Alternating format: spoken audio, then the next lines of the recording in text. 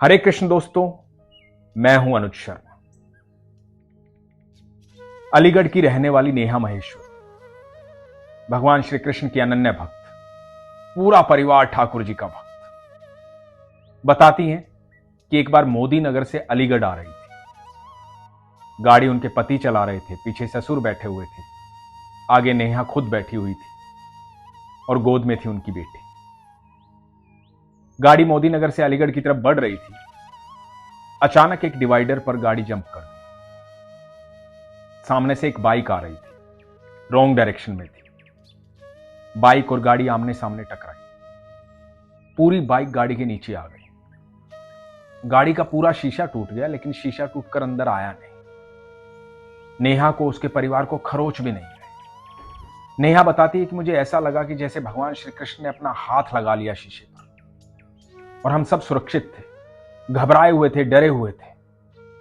मन में कृष्ण कृष्ण चल रहा था, मन में ठाकुर जी चल रहे थे, बाके बिहारी की याद आ रही थी।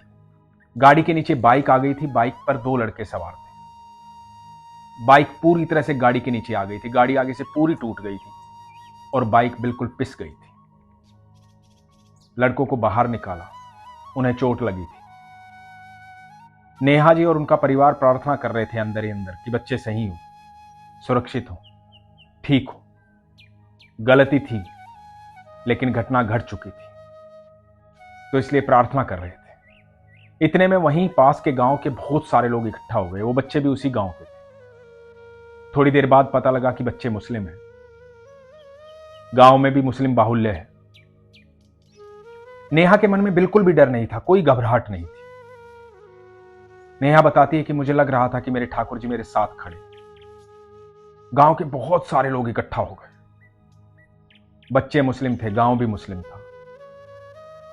ऐसा हो सकता था कि दंगा हो जाए, लेकिन हुआ नहीं, क्योंकि ईश्वर तो एक ही है और वो सबका है। वो किसी में भेदभाव नहीं करता। गांव वालों ने पूछा कि घबराओ मत, सच सच बताओ हुआ क्या। गलती उन बच्चों की थी, गलती थोड़ी यहां से थी, थोड़ी वहां से थी। बच्चों को तुरंत अस्पताल पहुंचाया गया। पुलिस आ गई। पुलिस वालों ने आके पूछा बात क्या हुई।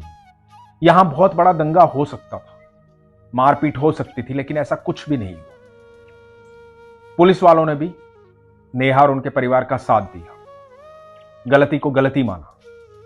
सब लोगों ने कहा कि गलती है तो चोट हो गई, भगवान का शुक्र मनाओ कि सब बच गए। ईश्वर का धन्यवाद करो कि किसी की जान नहीं गई। दुर्घटना भारी हो सकती थी, आमने सामने गाड़ी टकराई थी, बाइक खत्म हो गई थी, बच्चों को थोड़ी बहुत खरोच आई थी, चोट लगी थी। बच्चे अस्पताल चले गए। नेहा बताती है कि मन में सिर्फ यही चल रहा था कि मेरे कृष्ण साथ हैं। क्योंकि जब वो अपने घर से चली थी तो अपने लड्डू गोपाल को बोल के चली थी कि आप मेरे मन में बैठ के चलिए, मेरे साथ चलिए। और लड्डू गोपाल उनके साथ थे। ईश्वर आपके साथ हर पल रहते हैं, आपका विश्वास होना चाहिए।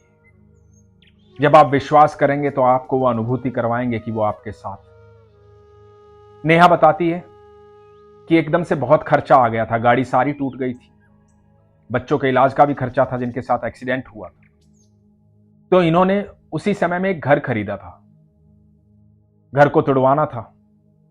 उसके मलबे का ठेका दिया था इन्होंने 70,000 रुपए का। जो मलबा ले जाने वाले थे उन्होंने 70,000 रुपए देने थे। और कमाल की बात तो यह हुई कि वो जो मलबे का 70,000 रुपए आया, उसमें से 40,000 उन बच्चों पर खर्च हुआ और 30,000 में इनकी गाड़ी ठीक हो गई। भगवान ने व्यवस्था पहले ही कर रखी थी। सबकी जान बच गई, सब सुरक्षित रहे, सब ठीक रहे। ये ईश्वर की कृपा है, ये नेहा जी की अनुभूति है।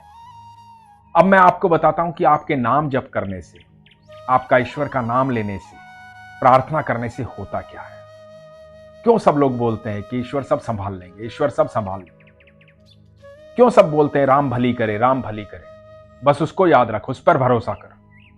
तो मैं आपको बताता हूं, जब आप ईश्वर का नाम लेते हैं, अपनी आस्था को मजबूत करते हैं, अपना विश्वास संपूर्ण करते हैं उस पर, आप उसका नाम जपते हैं, तो धीरे धीरे धीरे धीरे आपके चारों तरफ एक सुरक्षा चक्र तैयार हो। आपका ऑरा लोगों को दिखाई देने लग जाता है, आपके चेहरे में तेज आ जाता है। आपके आसपास एक सुरक्षा का ऐसा चक्र तैयार होता है जो किसी भी नकारात्मक ऊर्जा को आपसे बहुत दूर फेंक देता है। कोई भी नकारात्मक ऊर्जा आपको छू नहीं पाती।